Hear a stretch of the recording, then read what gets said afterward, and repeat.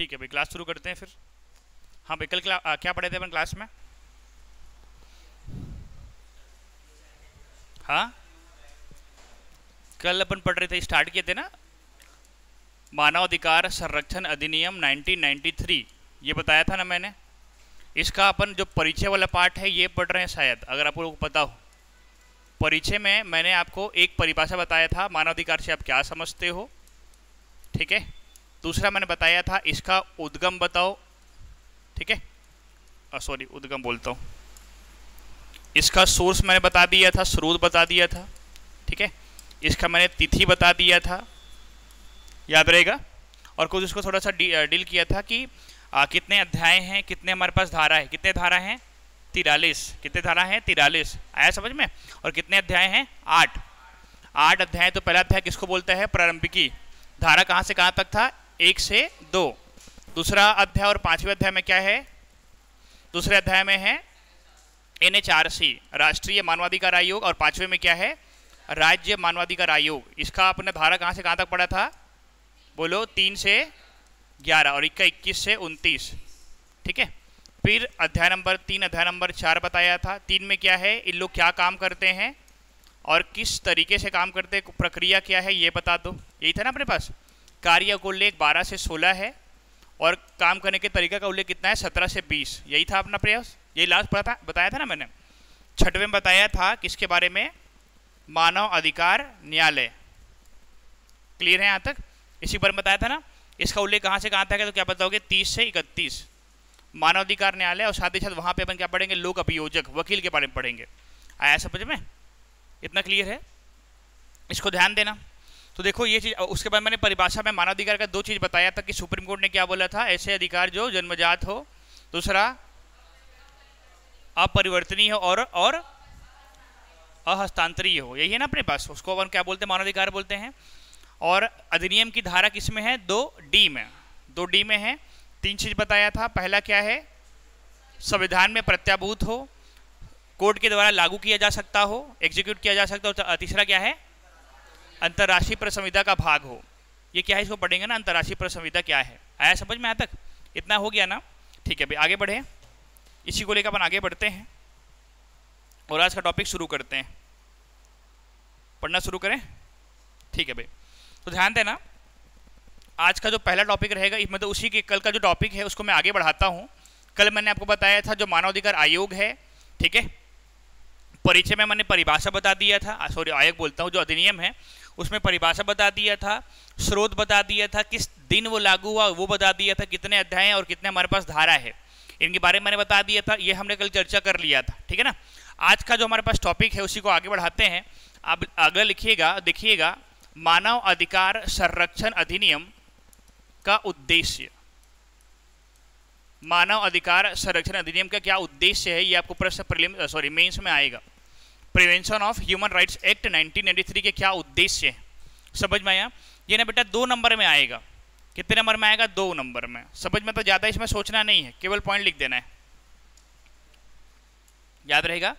देखो हमेशा ध्यान देना, जब प्रश्न 2 नंबर का आता है आपको जितना पूछा उतना बताना है, ज़्यादा अधिक बताने के बारे में सोचना नहीं, क्योंकि आपको टाइम का हमेशा सोचना है। क्लियर हुआ यहाँ तक? देखो पहला उद्देश्य क्या है? पहला है मानव अधिकार के, देख लो, याद करते जाओ, फिर लिखना है ना, बेहतर संरक्षण के लिए काम करना। आया समझ में? बेहतर संरक्षण के लिए कार्य करना। बेहतर संरक्षण के लिए क्या करना है? कार्य करना है। पहला उद्देश्य क्लियर हुआ? याद करते जाओ। पहला क्या? बोलो, याद रहेगा। दूसरा उद्देश्य है मानव अधिकार के प्रति जागरूकता लाना। जागरूकता, अवेयरनेस ना, लाना। लोगों में क्या करना है? जागरूकता लाना। जागरूकता सरकार ला सकता है, निजी संस्थान ला सकता है, कोई NGO ला सकता है, प्राइवेट व्यक्ति, एक व्यक्ति भी ला सकता है। आया समझ में यहाँ तक? तो ध्यान देना, दूसरा उद्देश्य क्या है? मानव अधिकार के प्रति जागरूकता लाना। ठीक है यहाँ तक? अगला ध्यान देना, तीसरा, मानव अधिकार के लिए समर्पित स्वायत्त संस्थान की स्थापना करना। संस्था की स्थापना करना। ठीक है, ये तीसरा उद्देश्य है। आया समझ में? इससे क्या निकलेगा, ध्यान रख, इसीलिए हमने क्या बना के रखा है, नेशनल ह्यूमन राइट्स कमीशन और साथ ही साथ स्टेट ह्यूमन राइट्स कमीशन बना के रखा है, राष्ट्रीय मानवाधिकार आयोग और साथ ही साथ राज्य मानवाधिकार आयोग हमने बना के रखा है। याद रहेगा? तो देख लो, तीन उद्देश्य। पहला क्या है, मानवाधिकार के बेहतर संरक्षण के लिए काम करना। दूसरा उद्देश्य क्या है, मानवाधिकार के प्रति जागरूकता लाना। तीसरा उद्देश्य हमारे पास क्या है, मानवाधिकार के लिए समर्पित स्वायत्त संस्था। स्वायत्त मतलब ध्यान, जो अपना निर्णय खुद ले सकता हो। ठीक है ना, याद रहेगा? तो ध्यान, स्वायत्त संस्था की क्या करना, स्थापना करना। इसी के बेसिस पे क्या बनाया गया है, राष्ट्रीय मानवाधिकार आयोग और साथ ही साथ राज्य मानवाधिकार आयोग। इतना क्लियर है? आगे ध्यान देना, मानव अधिकार, ठीक है, मानव अधिकार से संबंधित, देख लो अच्छे से, मानव अधिकार से संबंधित मामलों का त्वरित निपटान करना। मानव अधिकार से संबंधित मामलों का त्वरित निपटान करना। इसके लिए हमने क्या बना के रखा है, मानवाधिकार क्या बना है, कोड बना के रखा है, न्यायालय बना के रखा है। समझ में आए यहां तक? तो ध्यान दें, ये चार उद्देश्य को जरूर याद रखना विशेष रूप से। पहला है मानवाधिकार के बेहतर संरक्षण के लिए काम करना। दूसरा, जागरूकता लाने का प्रयास करना मानवाधिकार के प्रति। तीसरा क्या है, समर्पित संस्था की स्थापना करना। और चौथा हमारे पास क्या है, संबंधित मामलों का त्वरित निपटान करना। तो निपटान कौन करेगा, न्यायालय करेगा। तो ये चार उद्देश्य को प्राप्त करने के लिए सितंबर 1993 में इस कानून को लागू किया गया है। डेट क्या था बोलो, 28 सितंबर। आया समझ में? याद रहेगा बेटा, 2 नंबर का प्रश्न है, 4 पॉइंट लिख के आना है। और अगर लिखना भी है तो लिख देना 28 सितंबर 1993 को क्या हुआ, लागू हुआ, खत्म। इतना लिख दो, हो गया 2 में। ज्यादा सोचना ही नहीं, 2 नंबर में ज्यादा मेहनत नहीं करना है। याद रहेगा बेटा? ठीक है, नोट कर लो इसको और तुरंत याद करो भाई ना। ठीक है, तुरंत याद करना है इसके बारे में। ठीक है, और अच्छे से नोट्स बनाओ, काम आएगा बेटा। ये प्री में भी आता है, संविधान का टॉपिक है, ये पता है आप लोग को, पॉलिटी में आता है। मेंस में इस बार 15 नंबर का प्रश्न आया ही है, 2022 पीएससी मेंस में। देखे हो आप लोग? घर में जाके बोला था ना, देखना करके। ठीक है ना, देखना, और इजी है बहुत।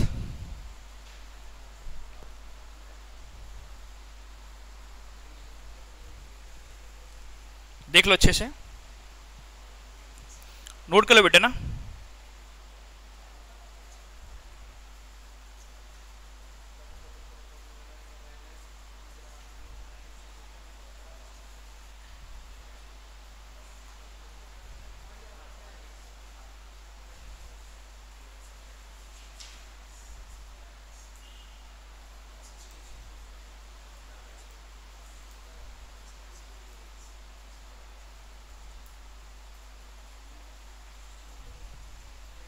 क्लियर है यहाँ तक? ठीक है भाई, तो ध्यान देना, ये हमारे पास है मानवाधिकार संरक्षण अधिनियम का क्या हमारे पास उद्देश्य हो गया। ठीक है, आगे देखना ध्यान से, याद रहेगा। आगे ध्यान देना, आगे हमारे पास है अधिनियम के अंतर्गत प्रमुख परिभाषा पढ़ते हैं। मैंने कल जो बताया था बेटा, उसी को लेके आगे बढ़ेंगे ना। मैंने आपको बता दिया कि क्या क्या कानून में पढ़ना रहता है, सिलेबस के अकॉर्डिंग ना। जो वकील लोग पढ़ते हैं वो नहीं पढ़ना है, जो पुलिस लोग के लिए वैसे नहीं पढ़ना है, हमें अपना पीएससी के लिए पढ़ना है। समझ में आया यहाँ तक? ठीक है, तो देखो भाई, प्रमुख परिभाषा में याद रखना विशेष रूप से ना 3 परिभाषा याद करना है आप लोगों को बस। परिभाषा में केवल कितनी परिभाषा याद रखना है, 3 परिभाषा। समझ में आया? याद रहेगा? ठीक है, देखो पहला जो परिभाषा हमारे पास होगा वो आपको पढ़ना है किसके बारे में, तो देख लो, सबसे पहले आपको परिभाषा पढ़ना है सशस्त्र बल के बारे में। सशस्त्र बल किसे कहा गया है, जो आर्म फोर्स होता है वो क्या होता है। आगे ध्यान देना, मानव अधिकार क्या होता है, ये तो मैंने कल बता दिया था। और साथ ही साथ अंतरराष्ट्रीय प्रेस संविदा क्या होता है।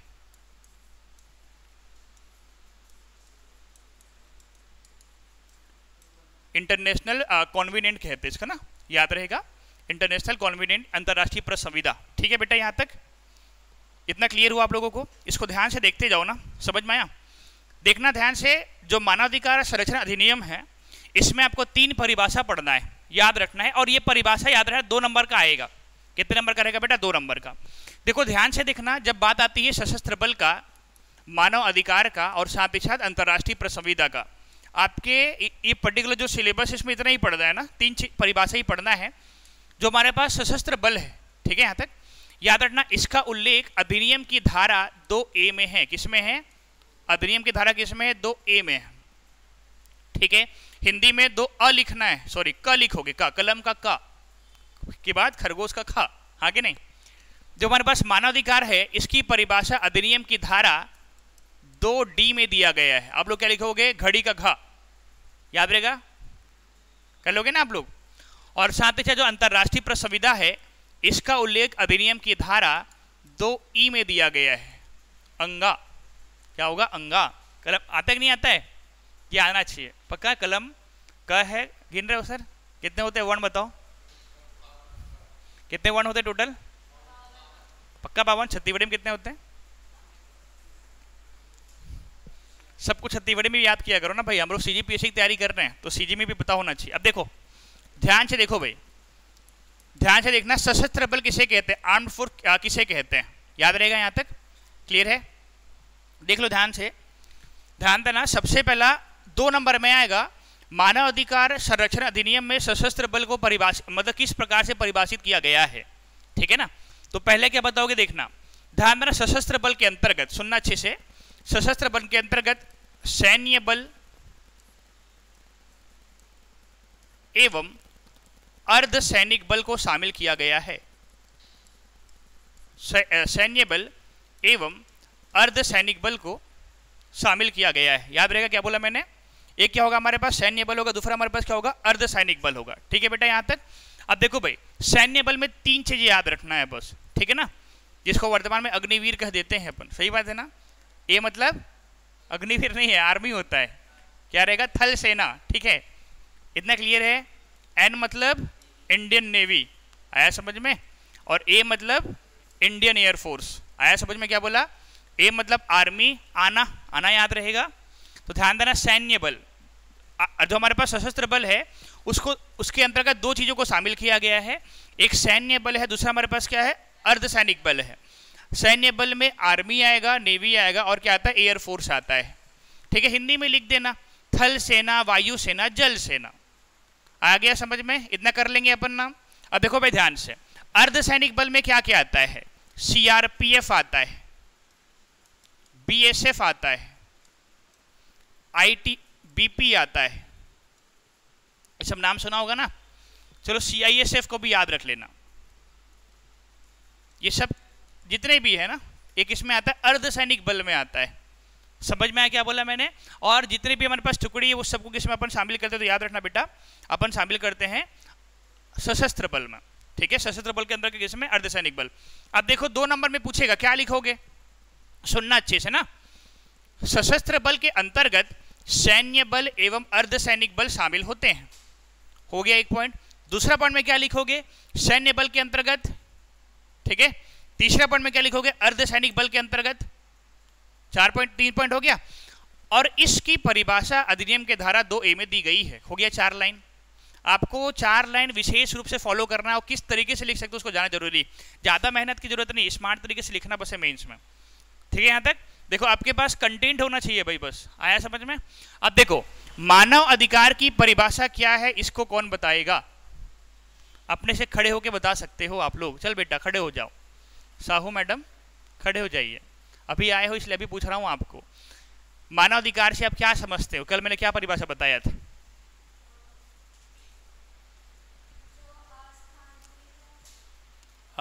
स्थानांतरीय हो कि हस्तांतरीय हो? हाँ, आगे जन्मदाता हो,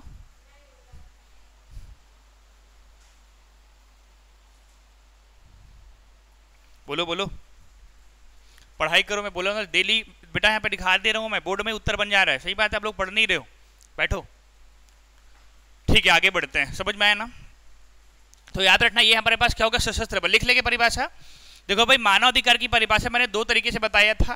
पहला बताया था सुप्रीम कोर्ट ने 2011 में क्या स्टेटमेंट दिया था, और साथ ही साथ अधिनियम में किस प्रकार से इसकी परिभाषा दी गई है, मैंने दोनों बता दिया था। आगे अपन आते हैं अंतर्राष्ट्रीय प्रसंविदा, ठीक है, इंटरनेशनल कॉन्वेंट इसे कहते हैं। तो देखो ध्यान से, क्लियर हुआ यहाँ तक? ध्यान देना, जब बात करते हैं अपन किसका, अंतर्राष्ट्रीय प्रेस संविदा से, ठीक है, याद रखना अंतर्राष्ट्रीय प्रेस संविदा से आशय, सुनना अच्छे से, आशय उस प्रेस संविदा से है, उस प्रेस संविदा या फिर दस्तावेज से है। आया समझ में? याद रखना अंतर्राष्ट्रीय प्रेस संविदा से आशय उस दस्तावेज से है या फिर उस प्रेस संविदा से है जिसे संयुक्त राष्ट्र महासभा ने, यूएन जनरल असेंबली कहते हैं ना, यूएन जनरल असेंबली, संयुक्त राष्ट्र महासभा ने 16 दिसंबर 1966 को क्या किया था, पारित किया था। क्या किया था? पारित किया था। एक लाइन लिख लोगे, अंतर्राष्ट्रीय प्रेस संविदा से आशय उस प्रेस संविदा से है जिसको अगर देखा जाए यूएन महासभा ने क्या किया था 16 दिसंबर 1966 को। अब कल आप लोग में एक चीज बताया था 10 दिसंबर 1948 को, याद रखना बेटा 10 दिसंबर 1948 को जो लियोनार्डो रूजवेल्ट ने मानवाधिकार की 30 जो लिस्ट तैयार की थी उसको महासभा ने अप्रूवल दिया था, पारित किया था। जैसे संसद होता है ना, तो विश्व का संसद महासभा है, वो क्या किया, पारित किया था। अर्थात वैश्विक स्तर पर मानवाधिकार को बल कब मिला, तो 10 दिसंबर 1948 को। इसलिए अपन क्या मनाते हैं, अंतर्राष्ट्रीय मानवाधिकार दिवस मनाते हैं, ये बता दिए थे मैंने। लेकिन ये अलग चीज है अंतर्राष्ट्रीय प्रेस संविदा, याद रहेगा। तो ध्यान देना, आशय उस प्रेस संविदा से है जिसमें जिसे यूएन महासभा ने क्या किया था बेटा, इस दिन क्या किया था, पारित किया था।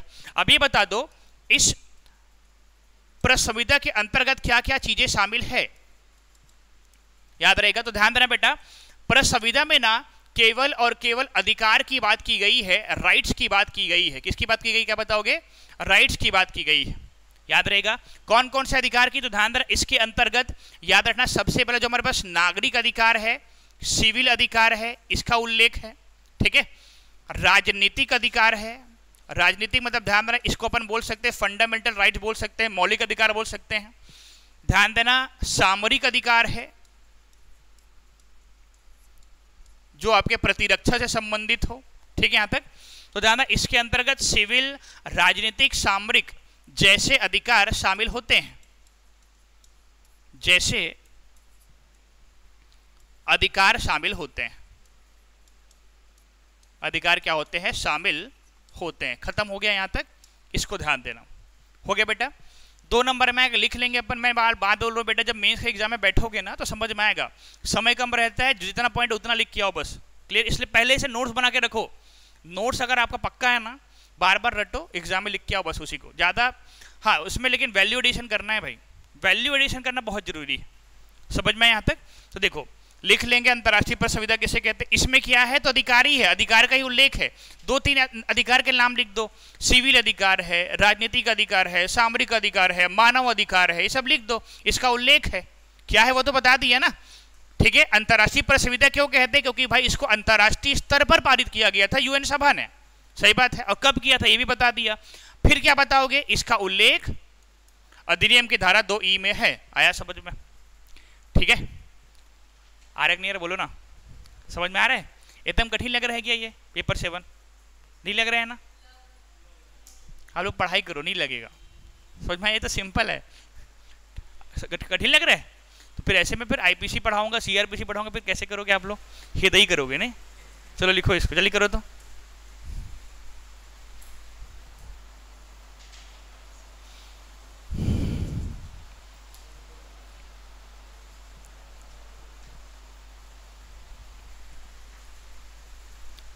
समझ में आ रहा है आपको, क्या नाम है आपका, आशीष, ठीक। पढ़ाई के प्रति आशीष बना के रखो अपना, ठीक है। बढ़ते हैं आगे, मिटा दूं इसको, क्या मिटाओ, ये तो स्मार्ट बोर्ड है ना ठीक, लिख लेना बेटा इसको, ठीक है ना। अब पढ़ते देखो, बेसिक बता दिए, परिचय मैंने बता दिया है अगर आपको पता हो। विशेषता जब मैं पूरा अधिनियम बता दूंगा तो विशेषता बताऊंगा, अभी विशेषता बताऊंगा तो रटना पड़ेगा विशेषता। फिर आप लोग जब अधिनियम समझा दूंगा ना विशेषता खुद से भी लिख लोगे, ठीक है ना। अब देखो ध्यान देना, अगला हमारे पास टॉपिक है मानव अधिकार संरक्षण अधिनियम के प्रमुख प्रावधान।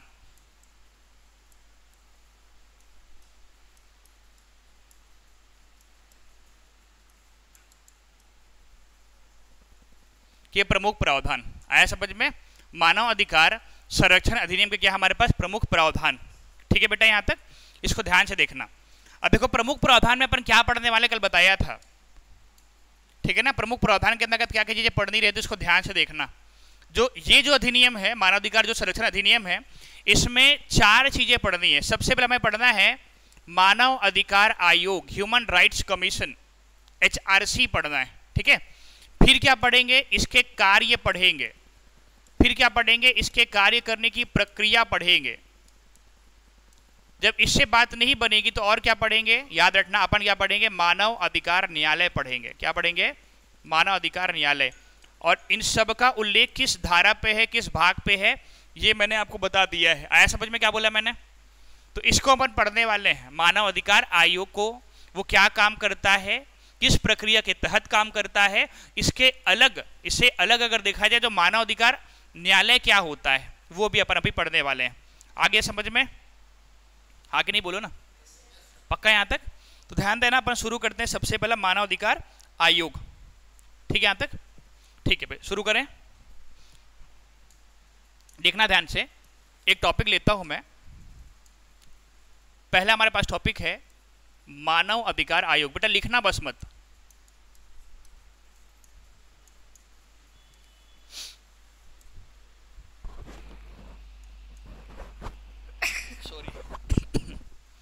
मानव अधिकार आयोग।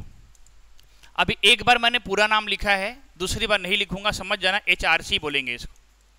क्या बोलेंगे बेटा? HRC, human rights commission. समझ में आया? तो ध्यान रखना, मानव अधिकार आयोग हो गया। समझ में आया यहां तक? तो देखो सबसे पहला फिर परिभाषा पूछेगा, इसलिए वहां पे नहीं बताया हूं परिभाषा को, क्योंकि जहां पे जिसका काम उसको वहीं पे बता दूंगा। बोल देगा कि भाई मानव अधिकार आयोग क्या है, ये अलग से आपको एग्जाम में पूछ सकता है। क्लियर है यहां तक? तो देखो लिखने का तरीका सुनते जाओ, देखते बस जाओ ना, चीजें एकदम आसान है। आपके पास कंटेंट होना चाहिए, फिर उसको अच्छे से पिरो सकते हो आप लोग। देखो सबसे पहला मानव अधिकार आयोग का उल्लेख याद रहेगा। जो हमारे पास मानव अधिकार आयोग का उल्लेख, ये कहां पर मेंशन है ना, ये कहां पर मेंशन्ड है, समझ में आया? तो ध्यान देना, क्या बताओगे? मानव अधिकार संरक्षण अधिनियम, यही है ना अपने पास 1993। सही बात है बेटा। भाग 2 और भाग 5, धारा और धारा। बेटा उसको रिवाइज करते जो कल बताया हूं। धारा कहां से कहां तक है? 3 से 11। और कहा है 21 से 29। इसलिए कल का क्लास इंपॉर्टेंट है। कल का क्लास इंपॉर्टेंट है, कल पहला क्लास था। आया समझ में? सीधा आज का क्लास देखोगे तो समझ में नहीं आएगा। सही बात है, इसलिए कल का क्लास जरूर देखना। तो ये अगर देखोगे बोलेगा भाई मानवाधिकार आयोग क्या है, तो ये बताओ इसका उल्लेख अधिनियम की धारा इसमें है, ये भी बता सकते हो साथ ही, या क्या बोल सकते हो भाग इसमें। इतना कर लेंगे अपन। आया समझ में? आता दूसरा आगे ये बताना, जो हमारे पास मानवाधिकार आयोग है यह एक सांविधिक, याद रहेगा, सांविधिक निकाय। ध्यान दें बेटा, सांविधिक निकाय का मतलब होता है अगर कोई इंस्टीट्यूशन जिसे संसद के कानून के तहत बनाया जाता है उसे सांविधिक निकाय कहा जाता है। समझ में आया यहां तक? इसको बनाया गया है, इसलिए संसद के कानून के तहत बनाया गया है। याद रहेगा, संवैधानिक निकाय नहीं है भाई, संवैधानिक निकाय अलग होता है। ठीक है, कॉन्स्टिट्यूशनल बॉडी नहीं है ये। हाँ क्लियर हो यहां तक? समझ में बेटा क्या बोल रहा हूं? तो ध्यान दें, ये क्या है? एक सांविधिक निकाय। ठीक है, अब फिर बता दो क्या काम करता है। जो मानवाधिकार के संरक्षण के लिए कार्य करने वाली समर्पित संस्था है, समर्पित संस्था है, रिस्पॉन्सिबल इंस्टीट्यूशन है। आया समझ में? क्या बोला? समर्पित क्या हमारे पास संस्था है। इतना क्लियर है? अब ये बता दो इसका गठन, ठीक है, केंद्र स्तर पर NHRC के रूप में किया गया है और राज्य स्तर पर SHRC के रूप में किया गया। देखो समझाते समझाते उत्तर भी बन गया। इतना ही लिख के आना बस। मानवाधिकार आयोग क्या है 2 नंबर में लिख लोगे बेटा। देखो उत्तर भी दिखा दिया और साथ समझा भी दिया। ईमानदारी बताओ क्लियर हुआ चीजें? कैसे लिखोगे? तो इतना बताना, इसका उल्लेख अधिनियम के भाग इसमें है, ठीक है। यहाँ तक धारा अगर याद नहीं है एटलीस्ट धारा 3 लिख देना, उधर धारा 21 लिख देना, उतना बहुत होता है। आया बेटा समझ में? क्या बोला? दूसरा, कैसा निकाय है? संवैधानिक है कि सांविधिक है? स्टैट्यूटरी बॉडी है हमारे पास, सांविधिक निकाय है। तीसरा, क्या काम करता है? तो मानव अधिकार के संरक्षण के लिए कार्य करने वाली समर्पित संस्था है। इसका ये मतलब है ये जो इंस्टीट्यूशन है, ये जो संगठन है, संस्थान है, वो केवल और केवल मानव अधिकार से संबंधित मामलों के लिए क्या करता है? कार्य करता है। और ये कितने स्तर पर गठित होता है क्या बताओगे हमारे पास? तो ध्यान देना बेटा, ये हमारे पास 2 स्तर पर गठित होता है। कितने स्तर पर गठित होता है? 2 स्तर पर। आया समझ में? केंद्र स्तर पर भी होता है और साथ ही साथ किस स्तर पर होता है? राज्य स्तर पर भी होता है। इतना क्लियर हुआ? इस बात को ध्यान देना। ये हमारे पास क्या है? मानव अधिकार आयोग हो गया। कर लोगे ना? अब इसको मैं डिटेल से समझाने वाला हूं। आगे बेटा समझ में? हाँ कि नहीं? देख लो अच्छे से, देखो एकदम आराम से बता रहा हूं ताकि आप लोगों को समझ में आए, ठीक है? हो गया? नोट कर लिए?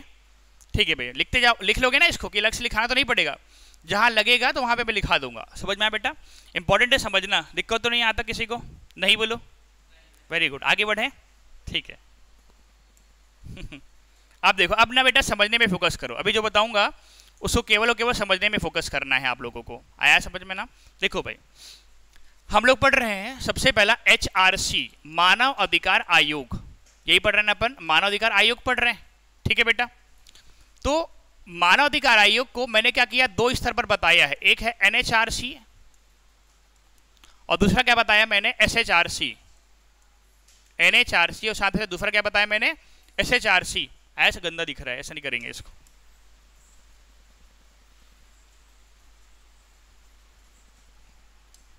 देखो भाई, HRC, ठीक है?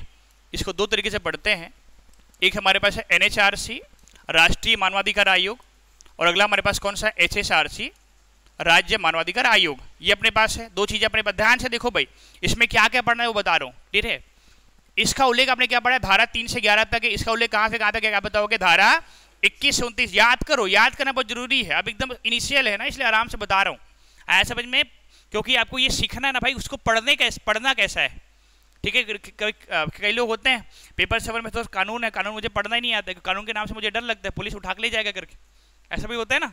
तो ऐसा नहीं है, ठीक है? यहाँ तक वैसे पुलिस लोग अभी ट्रेनिंग कर रहे हैं, सही बात है आगे बढ़ते हैं। देखो भाई, सुनते जाओ। धारा अगर देखा जाए, NHRC पढ़ रहे हैं ना अपन, ठीक है? धारा कौन सा हमारे पास है? याद रखना, 3, 4, 5, 6, 7, 8, ठीक है? 9, 10, 11 है ना भाई? 3 से 11 क्लियर है बेटा? तो देखना, ध्यान से देखना जो मैं बताने वाला हूं, ध्यान देना। राष्ट्रीय मानव अधिकार आयोग का गठन, याद रखना, अगर देखा जाए तो क्या बताओगे? धारा 3 में होता है। किस में होता है? क्या बताओगे बेटा? धारा नंबर 3 में होता है, 3 के तहत होता है, ठीक है? यहां तक इसी में इसका स्ट्रक्चर भी है, ठीक है? कितने इसमें मेंबर है, कितने हेड है, सॉरी हेड कौन है, कितने मेंबर होते हैं, कौन कौन मेंबर होते हैं, सबका उल्लेख इसमें बेटा धारा नंबर 3 पे। उधर भी छोड़ दो, आगे समझ में। अब ध्यान देना, इसमें जितने भी हमारे पास मेंबर हैं, अध्यक्ष सदस्य है, उनका अपॉइंटमेंट, उसको अपॉइंट कौन करता है? नियुक्ति। तो ध्यान देना, धारा नंबर किसमें है? 4 में। किसमें बेटा? धारा नंबर 4। तो पहले क्या होगा? गठन। गठन के बाद क्या होगा? नियुक्ति। नियुक्ति के बाद ध्यान देना, उनका पद मुक्ति। क्या होगा? पद मुक्ति। मतलब उनको अपन पद से कैसे हटाएंगे? तो धारा नंबर 5 में उसका उल्लेख है। पहले क्या था? गठन। पहले बनाया, बनाए के बाद मेंबर को नियुक्त किया, फिर हटा भी दिया। हटा भी दिया हमने। हटाने के बाद, क्योंकि हटाया इसलिए दिया क्योंकि उसका कार्यकाल समाप्त हो गया था। क्यों हटा दिया था? क्योंकि कार्यकाल समाप्त हो गया था। 4 चीजें याद हो जाएंगी, 3, 4, 5, 6। सही बात है कि नहीं? पहले बनाया, फिर अध्यक्ष को नियुक्त किया, हटा भी दिया क्योंकि कार्यकाल क्या हो गया था? समाप्त हो गया था। आया समझ में? अब चूंकि उसको हटा दिया था, कार्यकाल समाप्त हो गया तो इसने हटा दिया था, इसलिए हमने तुरंत क्या किया? कार्यवाहक अध्यक्ष बनाया। क्या बनाया बेटा? कार्यवाहक अध्यक्ष बनाया। ये धारा नंबर, अध्यक्ष, कैसे लिखते हैं, ऐसे। आया समझ में? आया तक समझ में? स्टोरी बनाते जाओ ना तो याद रहेगा, उसको मत देखो 3 4 5 में क्या है, 3 से 11 तक ड्रैग कर दो, ठीक है ना। पहले बनाया, निकाय बनाया, अध्यक्ष को नियुक्त किया, हटा भी दिया क्योंकि कार्यकाल समाप्त हो गया था, फिर किसे लाया, कार्यवाहक अध्यक्ष को लाया। अब कार्यवाहक अध्यक्ष आ गया ना, उसके लिए फिर मैंने क्या बताया भाई, उसको सेवा के बारे में बताया, सर्विस के बारे में, और साथ ही साथ शर्तें बताया, टर्म्स एंड कंडीशन ये बताना पड़ता है, कितने दिन के लिए हो आप करके, 3 साल के लिए हो कि 4 साल के लिए, इतना समझ में आया। सेवा शर्तें है, सेवा शर्तें जब समाप्त हो जाएगा ना तो फिर क्या हो जाएगा, ये जो पद है क्या हो जाएगा बेटा, रिक्त हो जाएगा, रिक्तियां। स्टोरी बनाते जाओ तो याद रहेगा वो, ठीक है। यहां तक रिक्तियां, वो पद क्या हो जाएगा बेटा, रिक्त हो जाएगा, इतना क्लियर है। आगे ने फिर अपन क्या करेंगे, उसको अब कानून के मुताबिक क्या करेंगे, रेगुलेट करेंगे, विनियम, रेगुलेशन, विनियमन क्या होता है बेटा, इसको कहेंगे रेगुलेशन, विनियमन, याद रहेगा। और लास्ट में आप लोग जैसे पीएससी निकालते हो, फिर क्या बनोगे, वहां पे जाके अधिकारी बनोगे और साथ ही साथ कर्मचारी बनोगे अगर व्यापम की तैयारी करोगे। आगे नहीं समझ में आया क्या बोला, अरे भाई अधिकारी भी बनोगे, टेंशन मत लो, समझ में आया ना, इतना क्लियर है यहां तक। तो बेटा ये देखो याद हो जाएगा ना, कैसे याद करना है। तो धारा 3 से 11 तक पहले क्या बनाया, आयोग को बनाया, फिर क्या किया, अध्यक्ष को नियुक्त किया, हटा दिया, हटाने के बाद क्या किया, कार्यवाहक को लाया, क्योंकि सॉरी हटाया क्यों, क्योंकि कार्यकाल समाप्त हो गया, फिर किसको लाया, कार्यवाहक को। फिर क्या बताया उसको, सेवा शर्तें, सेवा शर्तें पूर्ण होने के बाद क्या होता है, पद रिक्त हो जाता है। फिर अपन क्या करेंगे, उसको रेगुलेट करेंगे ना, फिर क्या होगा, अधिकारी कर्मचारी लोग आएंगे उसको रेगुलेट करने के लिए, हो जाएगा बेटा, याद है यहां तक, ईमानदारी पर तो समझ में आया। अब इधर देखो, जैसे वो 3 था ना, 3 ऐसे याद करना। अब इधर देखो राज्य 21, 22, 23, 24, 25, 26, 27, 28 और 29। मुझे पता है आप लोगों को गिनती आती है, फिर भी मैं बताना चाह रहा था कि 21 के पास 22 आता है और 27 के पहले 26 आता है, सही बात है ना। तो देखो सुनना मेरी बात ना, एकदम ध्यान से सुनना भाई, जो मेरी बात है याद रहेगा बेटा, ध्यान रखना। 3 से लेकर के जो हमारे पास 26 है, ठीक है, 26 है, मतलब ये जो एकदम सेम रहेगा। आया समझ में क्या बोला मैंने, मतलब जैसे 3 में क्या है, गठन है, तो 21 में गठन होगा, याद रहेगा। 4 में नियुक्ति है तो 22 में नियुक्ति होगा, राज्य के लिए ना, राज्य मानवाधिकार आयोग। 5 में पद मुक्ति है तो 23 में पद मुक्ति होगा। 6 में कार्यकाल है तो 24 में ये होगा। आया समझ में आता, इस तरीके से आपको करना है, याद हो जाएगा बेटा।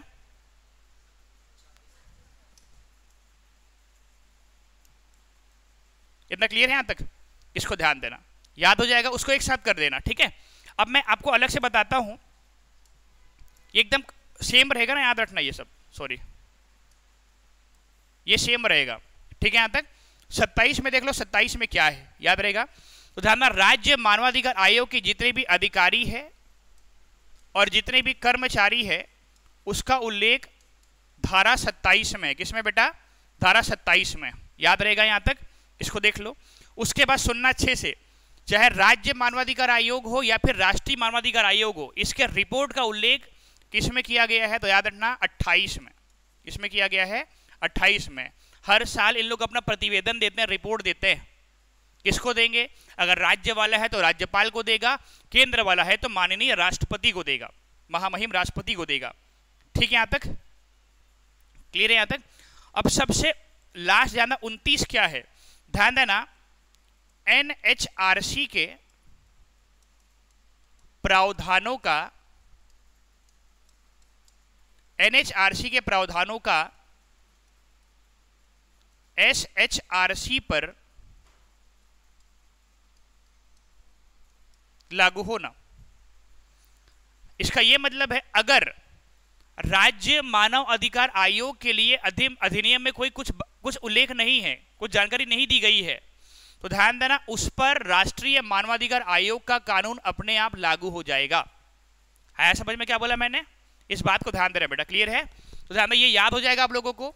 तो पहले मैंने आपको तो बताया था ना, धारा कहां से कहां तक, 3 से 11 ये याद कर लोगे, और ये अपने आप याद नहीं हो जाएगा जी, आपको 21 से 26 तक याद रखना है, सेम रहेगा, आखिरी का 3 अलग रहेगा। 27, 28, 29, 27 में क्या है, अधिकारी कर्मचारी, 28 में क्या है, रिपोर्ट, 29 में ये बोला गया है एनएचआरसी के कानून का एसएचआरसी पर लागू होना तब लागू होगा जब उसके लिए हमारे पास कोई नियम नहीं रहेंगे। आ गया बेटा समझ में? ये याद हो जाएगा, याद करो भाई पहले, ठीक है ना। देखो सिंपल है ना, वो ये खत्म करना बहुत आसान है ना, बहुत जल्दी खत्म हो जाएगा सिलेबस, लेकिन आपको समझना जरूरी है, इसलिए मैं एकदम आराम से समझा रहा हूँ। हो जाएगा याद? देखो अच्छे से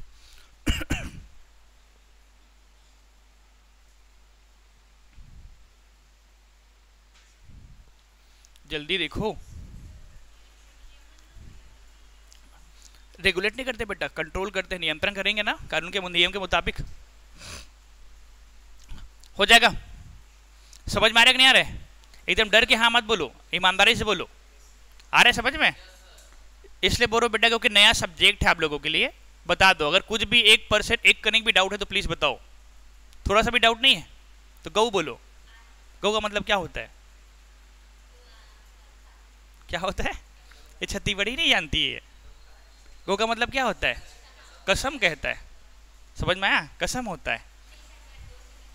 आप छत्ती बढ़िया नहीं है, ठीक, कोई बात नहीं, फिर भी आना चाहिए, सही बात है ना? इतना क्लियर हो बेटा? कोई बात नहीं ना, ठीक, पता होना चाहिए, नहीं पता है फिर भी पता करो। आ गया? ठीक है। अभी जितना बताया हूं ना बेटा, खुश मत हो, पूछूंगा आप लोगों को। समझ में आ रहा है? आप लोग इतना खुश हो इसका ये मतलब नहीं कि मैं नहीं पूछूंगा आप लोगों को, पूछूंगा भी। समझ में आ रहा है? ये जो ऑनलाइन वाले भाई उनको भी पूछूंगा। ये लोग अच्छा है, ये लोग बारिश होता है कुछ लोग आते नहीं, उसके बाद ऑनलाइन जाके उधर देखते रहते लाइव। बेटा लाइव क्लास बंद हो जाएगा ऐसा करोगे तो। समझ में आ रहा है? वो उनके लिए है जो जो दूर शहर में रहते हैं, और आप लोग रहते हो पचरी पार्क के पास और आते भी नहीं। सही बात है कि नहीं? सॉरी, मतलब पचरी पार्क कोई नहीं रहता, इधर आसपास रहते हैं, ठीक है ना। इधर देखो क्या बताने वाला था वैसे मैं। हाँ इधर देखो ना, प्लीज बोर्ड में ध्यान दो बेटा। अगला हमारे पास है, तो देखो सुन लो अच्छे से। अपन पढ़ते हैं, एक एक चीज को पढ़ते हैं। गठन पढ़ेंगे, गठन के बाद नियुक्ति पढ़ेंगे, ये सब पढ़ेंगे ना, याद रखना। देखो ध्यान से देखना, पहला टॉपिक हमारे पास है मानव अधिकार आयोग। मानव अधिकार आयोग, ठीक है, प्लीज बोर्ड में ध्यान दो ना। तो इसमें मैं आपको एक चीज बताता हूं। सबसे पहले गठन बताऊंगा, फॉर्मेशन बताऊंगा और स्ट्रक्चर बताऊंगा, ठीक है। यहां तक देखो, ये हमारे पास दो चीजें हैं। एक हमारे पास किस में डिवाइड है? ये एनएचआरसी में डिवाइड है, राष्ट्रीय मानवाधिकार आयोग में डिवाइड है कि नहीं? और दूसरा हमारे पास किस में डिवाइड है? स्टेट मानवाधिकार आयोग में डिवाइड है, राज्य मानवाधिकार आयोग में। देख लो अच्छे से, ये प्री में भी आता है, समझ, पॉलिटी का भी टॉपिक है ये, समझ में आया? तो एक हमारे पास है राष्ट्रीय मानवाधिकार आयोग, और साथ ही साथ हमारे पास क्या, राज्य मानवाधिकार आयोग। दो भाग में डिवाइड है ना, है कि नहीं भाई? अब देखो हम लोग क्या पढ़ रहे हैं, तो ध्यान देना। हम लोग सबसे पहला टॉपिक जो रहेगा हमारे पास वो क्या रहेगा बेटा? तो ध्यान देना, हम लोग पढ़ने वाले हैं गठन। किसका गठन? तो क्या बताओगे? एचआरसी का गठन। अगर वो केवल बोला है मानवाधिकार आयोग बोला है ना, तो आपको दोनों में से किसी एक को ही एक्सप्लेन करना है, दोनों को नहीं करना है। लेकिन मैं दोनों को साथ साथ समझा रहा हूं, आया समझ में? ठीक है। अगर सिंगल नाम दिया है मानवाधिकार आयोग, तो आपको बेटा दोनों में से एक ठो बताना है, और कोशिश करना राष्ट्र को बताया करो, राष्ट्र पहले होता है। आया समझ में? आज तक याद रहेगा? तो ध्यान देना। अब देखो सुनो अच्छे से ना। अब सपोज आपके एग्जाम में आ गया कि भाई राष्ट्रीय मानवाधिकार आयोग का गठन कैसे होता है, कौन करता है? आया समझ में क्या बोला मैंने? देखो ध्यान से, तो क्या बताओगे? राष्ट्रीय मानवाधिकार आयोग के गठन का उल्लेख अधिनियम की धारा 3 में है। किसमें? तो क्या बताओगे? अधिनियम की धारा 3 में है। सही बात है ना? सेम चीज राज्य मानवाधिकार आयोग के गठन का उल्लेख अधिनियम की धारा 21 में है। किसमें बेटा? 21 में है, याद रहेगा। अर्थात राष्ट्रीय मानवाधिकार आयोग हो या फिर जो हमारे पास राज्य मानवाधिकार आयोग हो, उसका गठन कौन करता है? तो क्या बताओगे? सॉरी, किस अधिनियम के तहत होता है? 3 और 21। आगे प्रश्न आगे आपको बताना है। ये तो हमारे पास हो गया, उल्लेख किस पे है गठन का। अब ध्यान देना, ये बोलेगा कि भाई गठन कौन करता है, गठन कौन करता है, याद रहेगा। सुनना अच्छे से। आपने कोई कानून पढ़ा होगा, भारत सरकार के समस्त कार्य राष्ट्रपति के नाम से किए जाते हैं। आया समझ में? इसका यह मतलब है राष्ट्रीय मानवाधिकार आयोग गठन कौन करेगा? राष्ट्रपति या फिर केंद्र सरकार। राष्ट्रपति ही सरकार है। आया समझ में? ठीक है, केंद्र सरकार बोलो या फिर राष्ट्रपति बोलो, दोनों एक होता है बेटा। आया समझ में? सेम चीज यहां पे कौन करेगा? गवर्नर ऑफ स्टेट, राज्य सरकार करेगा। कौन करेगा? राज्य सरकार करेगा, राज्यपाल करेगा। आया समझ में? आता क्या बोला? तो कौन करेगा? क्लियर है यहां तक? हाँ कि नहीं? तो ध्यान देना, ये बताना राष्ट्रीय मानवाधिकार आयोग का गठन अधिनियम की धारा 3 के तहत की जाती है। दूसरा क्या बताओगे? कौन करता है? राष्ट्रपति करता है या फिर केंद्र सरकार करता है। इतना क्लियर है बेटा यहां तक? समझ में आया? और यहीं पे गठन के साथ ही, सुनना अच्छे से, गठन के साथ ही मैं आपको बताता हूं यहां पे स्ट्रक्चर, संरचना, स्ट्रक्चर ऑफ एनएचआरसी और साथ ही साथ स्ट्रक्चर ऑफ एसएचआरसी, ये एक साथ ही बता। अगर गठन पूछा है, संरचना बताना है, संरचना पूछा है, गठन बताना है, दोनों एक दूसरे के पूरक है। आ गया समझ में? तो ध्यान देना, संरचना अगर देखा जाए, सुन लो बेटा अच्छे से, जो हमारे पास एनएचआरसी है, याद रहेगा, एनएचआरसी में जो हमारे पास एनएचआरसी है वो अध्यक्ष एवं सदस्य से मिलके बना होता है। ये तो सिंपल है, बहुत सही बात है। सेम चीज जो हमारे पास एसएचआरसी है, ये भी अध्यक्ष एवं सदस्य से मिलकर बना होता है। आ गया समझ में? अध्यक्ष एवं सदस्य से मिलकर बना होता है, याद रहेगा बेटा। अब ध्यान देना, जो हमारे पास एसएचआरसी जो है, जो हमारे पास एनएचआरसी है, उसमें एक अध्यक्ष एवं 12 सदस्य होते हैं। आ गया समझ में? एक अध्यक्ष एवं 12 सदस्य होते हैं। एसएचआरसी में, राज्य मानवाधिकार आयोग में, एक अध्यक्ष एवं 2 सदस्य होते हैं। कितने सदस्य होते हैं? 2। खत्म। गठन पूछे, इतना बात आके खत्म कर देना 2 नंबर में। अगर ये पूछेगा 2 नंबर में इतना ही बताना। अलग अलग से संरचना पूछा है ना, तो भाई ये सदस्य कौन कौन है ना, वो आपको डिटेल से समझाना है। आ गया? ईमानदारी पर तो समझ में आया? तो गठन कर लेंगे, बना लेंगे परिसना। तो ध्यान देना बेटा, अगर आपको राष्ट्रीय मानवाधिकार आयोग बनाना है, राष्ट्रपति बनाएगा, अधिनियम 3 के मुताबिक बनाएगा, जिसमें एक अध्यक्ष होगा और 12 सदस्य होंगे। राज्य मानवाधिकार आयोग राज्यपाल बनाएगा, अधिनियम की धारा 21 के तहत बनाएगा, जिसमें एक अध्यक्ष और 2 सदस्य होंगे। अब प्रश्न पूछेगा कि भाई अध्यक्ष कौन होगा और सदस्य कौन कौन होते हैं, कौन नहीं हो सकते, ये भी आपको लिखना है। कब लिखोगे? जब स्ट्रक्चर पूछेगा।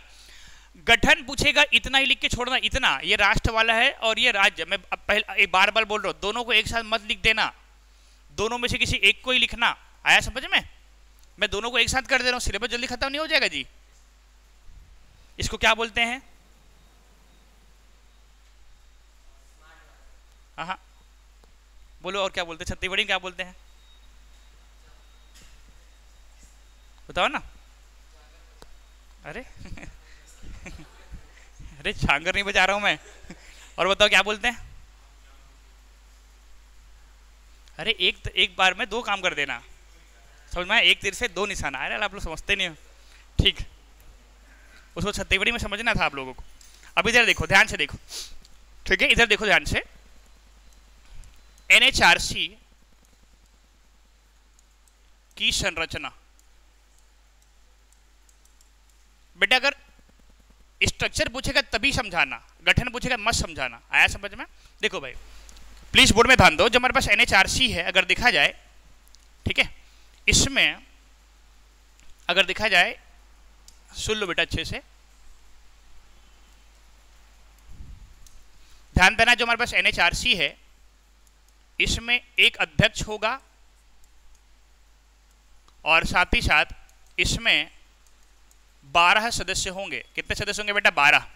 तो अध्यक्ष की संख्या हमारे पास 1 होगी और सदस्य की संख्या हमारे पास कितनी होगी? 12 होगी। कितनी होगी बेटा? 12। आ गया समझ में? आता? इसको ध्यान देना भाई, ठीक है? अध्यक्ष 1 हो गया, सदस्य कितना हो गया? 12। ठीक है, देखते जाओ प्रश्न क्या पूछेगा। ये प्री में पूछ देगा, लेकिन हम पढ़ रहे हैं मेंस। राष्ट्रीय मानवाधिकार आयोग के अध्यक्ष कौन होते हैं? ठीक है, तो याद रखना, भूतपूर्व CJI, इतना छोटा सा लिखना है। याद रहेगा कौन होगा? तो क्या बताओगे? भूतपूर्व CJI। याद रहेगा बेटा? CJI का मतलब समझ में आता है ना? सुप्रीम कोर्ट के माननीय मुख्य न्यायाधीश या चीफ जस्टिस ऑफ इंडिया। आ गया? ये क्या होते हैं उसको याद रखना, पदेन रूप से उसके क्या होते हैं? अध्यक्ष होते हैं। कर लेंगे यहां तक? या फिर एक CJI ना, याद रहेगा, एक CJI फिर पूर्व CJI। क्लियर हुआ बेटा? वर्तमान नहीं।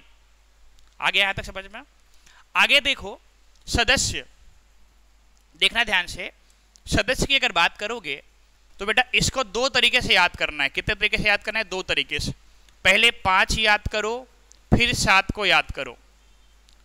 इसको इसलिए बता रहा हूं क्योंकि राष्ट्रीय मानवाधिकार आयोग में 12 सदस्यों में से 5 सदस्य को राष्ट्रपति नियुक्त करता है। 7 सदस्यों की क्या होती है? नियुक्ति होती है, याद रहेगा बेटा। लेकिन ध्यान देना, जो 7 सदस्य होते हैं वो पदेन होते हैं। क्या होते हैं? पदेन एक्स ऑफिशियो होते हैं। क्या होते हैं? पदेन एक्स ऑफिशियो, अपने आप। जैसे भारत का उपराष्ट्रपति राज्यसभा का पदेन सभापति होता है, ऐसा बोलते हैं ना अपन, ठीक है कि नहीं? याद रहेगा, तो ध्यान देना। ये हमारे पास है स्ट्रक्चर, क्लियर है यहाँ तक? तो ये तो मैंने बता दिया कि भाई जो हमारे पास राष्ट्रीय मानवाधिकार आयोग है उसका अध्यक्ष भारत का एक्स सीजेआई होता है, ठीक है यहाँ तक ना? अब दूसरा देखो, कितने सदस्य होते हैं? 12। 12 में से कितने सदस्य नियुक्त होते हैं? 5। कितने सदस्य पदेन होते हैं? 7। अब इसको बताना है जब स्ट्रक्चर पूछेगा। आ गया समझ में यहाँ तक? हाँ बोलो, जोर से बोलो, याद रहेगा ना? अब देखो भाई, सुनना अच्छे से। इसमें क्या होगा? नियुक्ति में जैसे मैंने बोला 5 सदस्य को नियुक्त करेगा, इसमें 2 और 3 को याद कर दो। 2 और 3 क्या होता है? 5। 3 5 मत करो, ऐसा बोलते हैं ना, तो ये 2 और 3 5 हो गया, ठीक है यहाँ तक? तो देखो बेटा, इसमें ना 2 को कैसे याद करोगे? 2 को याद करना है न्यायालय के आधार पर। क्या याद करोगे? न्यायालय। एक काम करते हैं, न्यायालय मत करो, 2 को आपको याद करने हैं न्यायाधीश के आधार पर। तो 2 जने क्या होते हैं बेटा? न्यायाधीश, जज होते हैं, जज। आया समझ में? ये जज याद रखना बेटा, वर्तमान भी हो सकता है या फिर भूतपूर्व भी हो सकता है। याद रखना, ये वर्तमान भी हो सकता है और भूतपूर्व भी हो सकता है। समझ में आया? अब लेकिन ये जज कहाँ का होगा? तो ध्यान देना, या जज सुप्रीम कोर्ट का हो सकता है या फिर हाई कोर्ट का हो सकता है। एक सुप्रीम कोर्ट का वर्तमान या भूतपूर्व होगा और एक हाई कोर्ट का वर्तमान या भूतपूर्व क्या होगा? राष्ट्रीय मानवाधिकार आयोग का क्या होगा? सदस्य होगा। लेकिन इसको नियुक्त कौन करेगा? राष्ट्रपति करेगा। ईमानदारी बताओ, समझ में आया ना? कितने सदस्य नियुक्त होते हैं? 5। 5 नियुक्त होते हैं ना, जिसमें से 2 जने कौन है? न्यायाधीश, एक सुप्रीम कोर्ट का और एक हाई कोर्ट का। कैसा? वर्तमान या फिर भूतपूर्व। आ गया समझ में? आगे 3 सदस्य। 3 सदस्य जो है ना एकदम ज्यादा क्या होते हैं? बुद्धिजीवी होते हैं। बुद्धिजीवी का मतलब समझ में आता है? अलकरहत को विद्वान। आया समझ में? तो ध्यान दे, इसको अपन क्या बोलते हैं बेटा? बुद्धिजीवी, ठीक है? बुद्धिजीवी। आया समझ? ये नहीं, चीफ जस्टिस तो ये न्यायाधीश होगा। आगे समझ में आता तक? तो देख लो, ये हमारे पास क्या है? बुद्धिजीवी। बुद्धिजीवी मतलब समझ में जानकार, पर्टिकुलर किसी इस पर्टिकुलर विषय से संबंधित जानकार होगा। लेकिन सुनना अच्छे से, बुद्धिजीवी तो होंगे 3 जने, लेकिन ध्यान देना इसमें एक महिला का होना कंपलसरी है, एक महिला अनिवार्य। अब आप मानवाधिकार आयोग बनाए हो, उसमें एक भी महिला नहीं है, तो यहाँ पे तो जेंडर इक्वलिटी है ही नहीं, ऐसा हमें लगेगा करके। आया समझ में यहाँ तक? ठीक है यहाँ तक? तो एक वहाँ पे फीमेल का रहना जरूरी। देखो तीनों फीमेल हो सकती है, एक मतलब मेल हो ना हो मैटर नहीं करता जिंदगी में। आया समझ में आता? मतलब दुनिया में, लेकिन वहाँ पे एक फीमेल को होना जरूरी है। आगे बेटे समझ में याद रहेगा? ईमानदारी बताओ, नियुक्ति समझ में आया? अब आते हैं पदेन, जो एक ऑफिशियो कितने होते हैं, याद रहेगा आप लोगों को? देखो बेटा ध्यान से देखना ना, ठीक है? ये सिंपल है, कैसे याद करोगे देखना ध्यान से, सुनना, शॉर्टकट बता रहा हूं ना। राष्ट्रीय अनुसूचित जनजाति आयोग, राष्ट्रीय अनुसूचित जनजाति आयोग, एसटी याद कर लेना। राष्ट्रीय अनुसूचित जाति आयोग याद रहेगा यहां तक। Schedule caste commission, national schedule caste commission. राष्ट्रीय अल्पसंख्यक आयोग, संख्यक।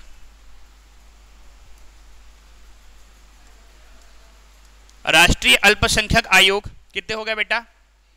कितने हो गए क्या बताओगे? हमारे पास 3 हो गया, याद रहेगा ना ये? ठीक है, एक और याद रखना, राष्ट्रीय महिला आयोग कितने हो गए? 4 हो गए। याद करते जो जैसे बता रहा हूं 7 में से याद रखना, राष्ट्रीय अनुसूचित जनजाति आयोग, अनुसूचित जाति आयोग, अल्पसंख्यक आयोग, महिला आयोग के जितने भी अध्यक्ष हैं वो राष्ट्रीय मानवाधिकार आयोग के पदेन सदस्य होते हैं। लेकिन टोटल कितने होते हैं? 7 होते हैं। तो ये ना पहले थे, 3 जने बाद में ऐड हुए हैं, जिसमें से एक क्या है? National commission of backward class, sorry हाँ बैकवर्ड क्लास, क्लियर है? इसका मतलब होता है राष्ट्रीय पिछड़ा वर्ग आयोग। अभी अभी तो संवैधानिक आयोग बना है ना, ये याद रहेगा। तो राष्ट्रीय पिछड़ा वर्ग आयोग, ठीक है बेटा, याद रहेगा।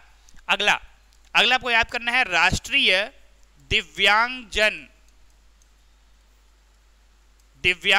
आयोग, याद रहेगा, राष्ट्रीय दिव्यांगजन आयोग। और अगला है बालक आयोग। ये ना जितने भी बच्चे हैं ना बालक है, उनसे संबंधित आयोग है। समझ में आया बेटा? तो ध्यान रखना, इतने आयोग के जो अध्यक्ष हैं वो राष्ट्रीय मानवाधिकार आयोग के पदेन क्या होते हैं? सदस्य होते हैं। कितने पदेन सदस्य होते हैं? 7। ईमानदारी बताओ, समझ में आई है? एकदम स्वच्छ तरीके से बताने का प्रयास किया गया था ताकि आपको साफ सुथरा समझ में आए। हाँ कि नहीं? ईमानदारी बता, क्लियर हुआ बेटा? हाँ कि नहीं? जल्दी बोलो। हाँ भाई, ऑनलाइन वालों आपको समझ में आ रहा है? ये लोग आया मत है, हाँ बोलते हैं। हाँ ठीक है, याद रहेगा। तो ये है बेटा राष्ट्रीय मानवाधिकार आयोग की संरचना, कर लोगे? ईमानदारी पर तो समझ में आया। देखो कितने अध्यक्ष होते हैं? 1। कितने सदस्य होते हैं? 12। अध्यक्ष कौन होगा? हमेशा सुप्रीम कोर्ट का मुख्य न्यायाधीश जो भूतपूर्व हो, याद रहेगा। सदस्य कितने होते हैं? 12। उसमें कितने नियुक्त होते हैं? कितने पदेन होते हैं? नियुक्त में कितने न्यायाधीश होते हैं? एक कहाँ का होता है और एक कहाँ का होता है? कैसा होता है? वर्तमान या फिर आया समझ में? भूतपूर्व होगा। इतना क्लियर है? और कितने बुद्धिजीवी होते हैं? उसमें से किसका रहना कंपलसरी है? आया समझ में? 3 में से 1 महिला जरूरी है। तीनों में से तीनों महिला हो सकता, कोई दिक्कत नहीं। आया समझ में? इतना क्लियर हुआ? आगे अब कितने पदेन होते हैं? 7। पदेन कितने होते हैं बेटा? 7। पहला कौन होता है बोलो? एसटी। एसटी के बाद एससी के बाद अल्पसंख्यक। अल्पसंख्यक के बाद महिला आयोग। फिर क्या है? 3 जने, ओबीसी हो गया, दिव्यांग हो गया, और क्या है? बालक। याद रहेगा बेटा? याद रहेगा। तो ये हमारे पास क्या है? राष्ट्रीय मानवाधिकार आयोग की संरचना, कर लोगे? ये ना उठा के मेंस में 2 नंबर में आता है, समझ में आया? ऐसे ही लिखना चाहो, इसमें टाइम थोड़ा सा ज़्यादा लगेगा, लेकिन इसको अच्छे से पढ़ के अपने शब्दों में लिख लोगे बेटा? आगे ना समझ में? आगे बढ़ते हैं, ठीक है? ये हो गया ना? हो बोलो जोर से, ठीक। आगे देखो, अगला हमारे पास है राज्य मानवाधिकार आयोग की संरचना। इसको भी बता देता हूं लगे हाथों, ठीक है? राज्य मानवाधिकार आयोग की संरचना, ठीक है? यहां तक प्लीज बोर्ड में ध्यान दो, ठीक है? कृपया बोर्ड में ध्यान देवे, ठीक है ना? देखना बेटा ध्यान से, संरचना पढ़ रहे अपन, ध्यान देना। इसमें से एक हमारे पास क्या होगा? अध्यक्ष होगा, और एक क्या होगा? सदस्य होगा। अध्यक्ष एवं सदस्य, ठीक है? कितने अध्यक्ष होते हैं? 1। और कितने सदस्य होते हैं? 2। आगे समझ में? याद रहेगा? इसका जो अध्यक्ष है, याद रहेगा, इसका जो अध्यक्ष है, ध्यान देना, सुनना अच्छे से, क्या लिखा रहेगा यहां पे? किसी भी राज्य के हाईकोर्ट का पूर्व मुख्य न्यायाधीश। आया समझ में? मुख्य न्यायाधीश, इसको सीजीआई मत लिख देना, सीजे बस बोलते हैं, चीफ जस्टिस बोलते हैं, चीफ जस्टिस ऑफ स्टेट बोलते हैं। आया समझ में? क्या बोलते हैं? आगे बेटा समझ में?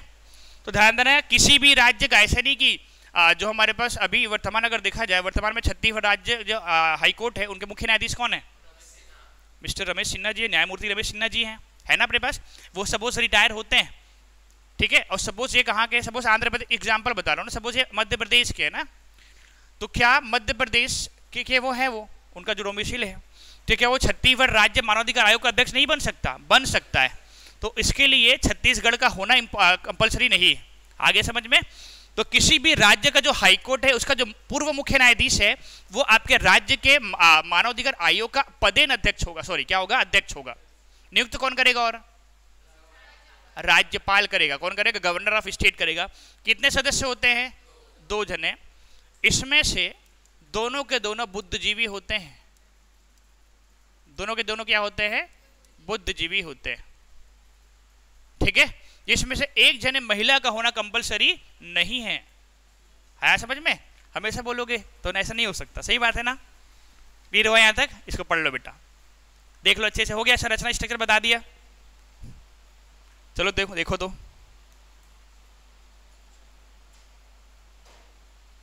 अरे यार सॉरी सॉरी सर, गलत बता दिया मैं। गलत, एक सेकंड ना, गलत बता दिया। एक से रुकना ना, थोड़ा सा मैं मिस्टेक कर दिया हूँ। देखो 2 जने हमारे पास सदस्य होते हैं ना, सुनना अच्छे से।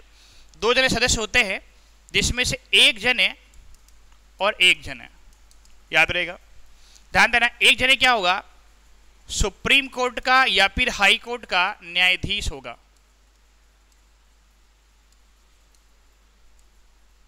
न्यायाधीश होगा। कैसे? वर्तमान होगा या फिर भूतपूर्व होगा। समझ जाओगे ना? थोड़ा सा मिस्टेक हो गया था। और एक जने क्या होगा बेटा? बुद्धिजीवी होगा। सुधार लेना इसको ना, गलत हो गया था थोड़ा सा। बुद्धिजीवी होगा। समझ जाओगे यहां तक? इसको देख लो अच्छे से। तो ये है राज्य मानवाधिकार आयोग का क्या बेटा? स्ट्रक्चर। इसको पढ़ के आना, कल पूछूंगा मैं।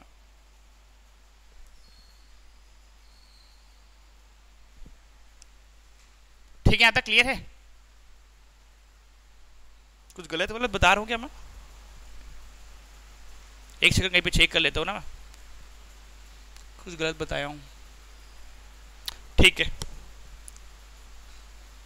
किसी भी राज्य के हाईकोर्ट का पूर्व मुख्य न्यायाधीश है। एक सेकंड यार, हाँ सुनो बेटा अच्छे से ना, एक मिस्टेक हो रहा है बार बार। इधर देखना ध्यान से। एक न्यायाधीश होगा जो वर्तमान या पूर्व हो सकता है। कौन होगा? हाई कोर्ट या जिला कोर्ट का। आया समझ में? हाई कोर्ट या जिला जो न्यायाधीश है वर्तमान या फिर भूतपूर्व हो सकता है। क्लियर हो यहां तक? क्योंकि वो राज्य मानवाधिकार आयोग का है। ठीक है? यहां तक सुधार लेना। क्लियर है बेटा यहां तक? समझ में आया? तो ये हमारे पास है राज्य मानवाधिकार आयोग का क्या बेटा? संरचना। पढ़ लो अच्छे से इसको एक बार। ठीक है।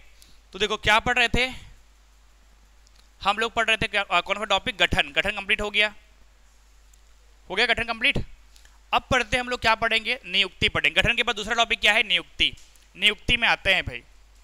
आगे ना समझ में आता? देख लो, नियुक्ति बताता हूं, फिर ये टॉपिक कंप्लीट हो जाएगा। ठीक है? देखो दूसरा, देखो देखो भाई, दूसरा देखना। दूसरा मेरा टॉपिक है एचआरसी के अध्यक्ष एवं सदस्य की नियुक्ति। एचआरसी के अध्यक्ष एवं सदस्य की नियुक्ति। जो बज रहा है उसे इन्वर्टर कहते हैं, नहीं डरना है। हाँ कि नहीं? क्लियर हुआ? समझ में आया यहां तक? तो ध्यान देना, एचआरसी के अध्यक्ष एवं नियुक्ति, सॉरी सदस्यों की नियुक्ति पढ़ते हैं। ठीक है? यहां तक प्लीज बोर्ड में ध्यान दो बेटा, याद रहेगा। अब देखो भाई, सबसे पहले अपन क्या पढ़ रहे हैं? क्या पढ़ते हैं? मानवाधिकार आयोग पढ़ रहे हैं। तो पहले हमारे पास टॉपिक क्या रहेगा बेटा? एनएचआरसी, राष्ट्रीय मानवाधिकार आयोग होगा। होगा ना एक तरफ, और दूसरी तरफ क्या होगा? राज्य मानवाधिकार आयोग होगा, स्टेट ह्यूमन राइट्स कमीशन होगा। सही बात है ना? तो एक है राष्ट्रीय मानवाधिकार आयोग, और साथ ही साथ हमारे पास क्या होगा? राज्य मानवाधिकार आयोग होगा। हम क्या पढ़ने वाले हैं? नियुक्ति पढ़ने वाले हैं। सही बात है, नियुक्ति पढ़ेंगे अपन। ठीक है?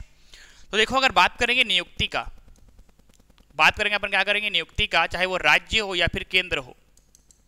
समझ में आया बेटा? तो प्रश्न पूछेगा, राष्ट्रीय मानवाधिकार आयोग में अध्यक्ष हो या फिर सदस्य हो, उसकी नियुक्ति कौन करता है? तो ध्यान देना, राष्ट्र के लिए राष्ट्रपति प्रेसिडेंट ऑफ इंडिया करेगा, और राज्य में कौन करेगा? गवर्नर ऑफ स्टेट करेगा, राज्यपाल करेगा। कौन करेगा हमारे पास? राज्यपाल करेगा। आ गया समझ में यहां तक? ठीक है यहां तक बेटा? अब देखो, ये तो हमारे पास है। इसका उल्लेख किस धारा में था? तो धारा नंबर किस में था बेटा? 4 में। इसका उल्लेख किस धारा में है? धारा नंबर 22 में। गलती से 5 मत बोलना। सही बात है ना? उसको बोलते हैं भोरहा। क्या बोलते हैं छत्तीसगढ़ी में? भोरहा। आया समझ में यहां तक? नहीं जानते? ठीक है, तो ध्यान देना, जो हमारे पास अगर देखा जाए राष्ट्रीय मानवाधिकार आयोग में अध्यक्ष सदस्यों की नियुक्ति का उल्लेख इसमें धारा 4 में है। कौन करता है तो क्या बताओगे बेटा? हमारे पास राष्ट्रपति करता है, ठीक है। और उधर कौन करेगा? हमारे पास राज्यपाल करेगा। इतना क्लियर है यहाँ तक? आगे देखो, आगे ध्यान देना, ये तो फिर ठीक है। फिर प्रक्रिया क्या है? किस प्रक्रिया के तहत राष्ट्रपति राष्ट्रीय मानवाधिकार आयोग के अध्यक्ष एवं सदस्यों की क्या करता है? नियुक्ति करता है। तो ध्यान देना, राष्ट्रपति नियुक्त करने से पहले नियुक्त समिति के सलाह पर काम करेगा। हमारे पास क्या आता है? एक अपॉइंटमेंट कमेटी रहती है, नियुक्ति समिति के सलाह पर राष्ट्रपति क्या करता है? राष्ट्रीय मानवाधिकार आयोग के अध्यक्ष एवं सदस्यों की नियुक्ति करता है। राज्यपाल क्या करेगा? राज्यपाल भी क्या करेगा? ये भी क्या करेगा? ध्यान से सुनना, नियुक्त समिति या फिर नियुक्ति समिति के सलाह पर, ठीक है, समिति के सलाह पर क्या करेगा? अध्यक्ष एवं सदस्यों की क्या करेगा? नियुक्ति करता। सलाह, क्योंकि ध्यान, राष्ट्रपति मैक्सिमम काम मंत्री परिषद के सलाह पर ही करता है, लेकिन यहाँ पे मंत्री परिषद नहीं भाई, अलग से समिति बनाई गई है ना, याद रखना। सही बात है यहाँ तक? जैसे हाल ही में आपने सुना होगा, जो हमारे पास जैसे मुख्य चुनाव आयुक्त है और जो अन्य चुनाव आयुक्त है, 1+2 का रेशियो पता होगा आपको। तो सुप्रीम कोर्ट ने जस्ट कुछ महीनों पहले एक स्टेटमेंट दिया है, एक निर्णय दिया है कि जब भी मुख्य चुनाव आयुक्त की नियुक्ति होगी उससे पहले आपको चीफ जस्टिस को पूछना पड़ेगा, ठीक है, लोकसभा के विपक्ष के नेता को पूछना पड़ेगा और साथ ही साथ प्रधानमंत्री को पूछना पड़ेगा। कहने का मतलब ये है, सुप्रीम कोर्ट ने एक समिति बनाई है खुद अपने स्टेटमेंट के माध्यम से, जिसमें 3 लोग हैं। इसमें से एक मुख्य न्यायाधीश है, भारत के प्रधानमंत्री है, और एक विपक्ष का नेता है लोकसभा में। तीनों मिलकर जो भी सलाह देंगे राष्ट्रपति को, उसी व्यक्ति को आप भारत का मुख्य चुनाव आयुक्त बना सकते हो। पहले ऐसी प्रक्रिया नहीं थी, ठीक है ना। पहले जो भी व्यक्ति गुजरात से आता हो, MP से आता हो, व्यक्ति बन जाता था, लेकिन ऐसा नहीं है। आया समझ में आता है? ये मतलब ऐसे बोला मैंने, ठीक है। मेरा मंशा ऐसा नहीं है, मैं किसी भी सरकार के विरोध में नहीं हूँ, ठीक है। इतना क्लियर हुआ? तो ये हमारे पास, ठीक है, कौन करता है, प्रक्रिया क्या है, ठीक है। तो क्या बताओगे बेटा? हमारे पास नियुक्ति समिति के सलाह पर क्या करता है? राष्ट्रपति या फिर राज्यपाल क्या करेगा, ठीक है बेटा। अब देखो, ध्यान से देखना जो बताने वाला हूं। प्रश्न फिर पूछेगा कि राष्ट्रपति राष्ट्रीय मानवाधिकार आयोग की जब के अध्यक्ष सदस्यों की नियुक्ति करता है तो नियुक्ति समिति में कितने मेंबर होते हैं? आया समझ में? तो ध्यान देना, इसमें एक अध्यक्ष, नियुक्ति समिति में ध्यान देना बेटा, नियुक्ति समिति में एक अध्यक्ष एवं 5 सदस्य होते हैं। आगे जी समझ में, एक अध्यक्ष एवं 5 सदस्य होते हैं। सेम चीज जब राज्यपाल करेगा, सामान्य राज्य जहां पे विधान परिषद नहीं होता है, आया समझ में, तो राज्यपाल जब करेगा तो ध्यान दें, इसमें जो नियुक्ति समिति होती है उसमें एक अध्यक्ष एवं 3 सदस्य होते हैं। कितने सदस्य होते हैं? 3 सदस्य। और ध्यान में बेटा, ये अपन किसके बारे में पढ़ रहे हैं? तो नियुक्ति समिति के बारे में। आपने क्या पढ़ा है कि राष्ट्रपति जब भी राष्ट्रीय मानवाधिकार आयोग के अध्यक्ष एवं सदस्य की नियुक्ति करता है तो समिति के सलाह पर ऐसा कार्य करेगा। और उस समिति में कितने मेंबर होंगे? तो एक अध्यक्ष होगा और क्या होगा? 5 हमारे पास क्या होंगे? सदस्य होंगे। आगे समझ में आता तक ना? हाँ कि नहीं बोलो ना। और राज्य में क्या है? एक अध्यक्ष और कितने सदस्य होंगे? 3। लेकिन ध्यान रख, इसमें 5 कब होगा? अगर किसी राज्य में विधान परिषद भी है तो 5 होगा सदस्य। समझ में आया बेटा? अब देखो, आपने क्या बोला? इसमें एक अध्यक्ष और 5 सदस्य है। तो देखो, अध्यक्ष कौन होगा और सदस्य कौन होगा? देखो ध्यान से देखना, अध्यक्ष और दूसरा हमारे पास कौन है? सदस्य, ठीक है। ध्यान रख, अध्यक्ष हमेशा भारत का प्रधानमंत्री होगा। आया समझ में क्या बोला मैंने? ध्यान देना, जब राष्ट्रीय मानवाधिकार आयोग के अध्यक्ष और सदस्य को आप क्या करोगे? नियुक्त करोगे। राष्ट्रपति नियुक्ति समिति की सलाह को मानेगा और उस समिति का मुखिया कौन होगा? प्रधानमंत्री होगा भारत का। आया समझ में? और ध्यान, सदस्य कितने जने होंगे? 5 जने होंगे, जिसमें से एक भारत का होम मिनिस्टर होगा। क्या होगा? गृह मंत्री होगा। कौन है? राजनाथ सिंह। सही बात है? जोर से बोल बेटा, कौन है गृह मंत्री भारत के? ताम्रध्वज साहू। कौन है भारत के गृह मंत्री? कौन है? नहीं पता? पता था मेरे को, अमित शाह। जानते हैं उनको? कौन है? जय शाह के पिताजी। सही बात है, याद रख। फिर ध्यान देना बेटा, लोकसभा, ठीक है ना, लोकसभा में अगर देखा जाए, ठीक है, लोकसभा का क्या होगा? एक स्पीकर होगा और साथ ही साथ लोकसभा में एक जने विपक्ष का नेता होगा। समझ जाओगे ना आप लोग? संविधान नहीं पढ़े हो ना आप लोग, इससे थोड़ा दिक्कत होता है, ठीक है। ध्यान देना, नियुक्ति समिति का मुखिया प्रधानमंत्री होगा। 5 सदस्य होंगे, उन सदस्यों में एक जने गृह मंत्री होगा भारत का, 2 जने लोकसभा से आएंगे, उस 2 जने में 1 जने लोकसभा का स्पीकर होगा और दूसरा कौन होगा, लोकसभा में विपक्ष का नेता। और आगे अगर देखा जाए 2 जने राज्यसभा से आएंगे, जिसमें से एक राज्यसभा का उपसभापति होगा। गलती से बेटा यहाँ पे सभापति मत बोलना, क्योंकि उपराष्ट्रपति किसी भी कमेटी का मेंबर ना तो अध्यक्ष हो ही नहीं सकता, क्योंकि भारत का क्या है, उपराष्ट्रपति है।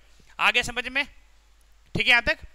और साथ ही साथ यहाँ पर क्या होगा, राज्यसभा का विपक्ष का नेता होगा। क्या होगा बेटा, राज्यसभा के विपक्ष का नेता। आगे समझ में, क्लियर हुआ यहाँ तक? देखो तो लाइव है कि नहीं हम लोग, इतना क्लियर हो बेटा यहाँ तक, समझ में आया? याद हो जाएगा ना युक्ति समिति। अब यहाँ समझ में आ गया? इधर देखो भाई, इसमें राज्य मानवाधिकार आयोग की बात करोगे तो एक हमारे पास है अध्यक्ष और 3 जने हमारे पास क्या होते हैं, सदस्य। ठीक है यहाँ तक।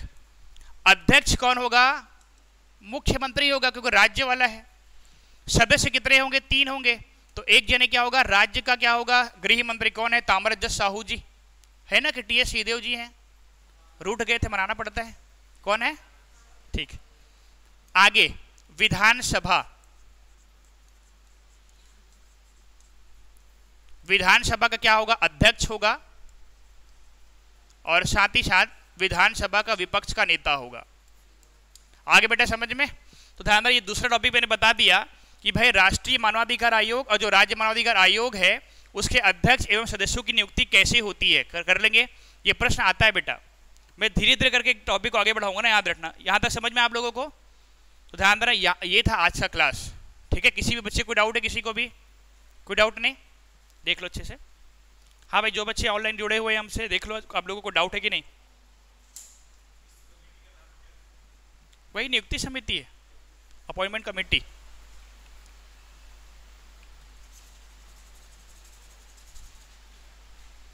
ठीक है, क्लास बंद करें फिर। ठीक है भाई।